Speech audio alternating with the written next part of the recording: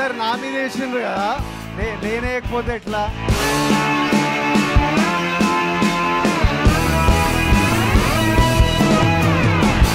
కథ విన్న 15 నిమిషాల్లోనే నువ్వు ఓకే చేశా. మిడిల్ క్లాస్ ఫ్యామిలీస్ కి సంబంధించిన కథ. I'm so happy to be here. I had to make it special by celebrating it with you all. మన నుంచి ఓ స్టార్ వస్తే ఎట్లుంటది అలాంటి సినిమా. మన ఇంటి నుంచి ఒక తిక్కన కొడుకు అయినా ఒక ఫ్యామిలీ అంటే ప్రేమ, ఒక ఫుల్ ఎంటర్టైనింగ్ ఫిల్మ్.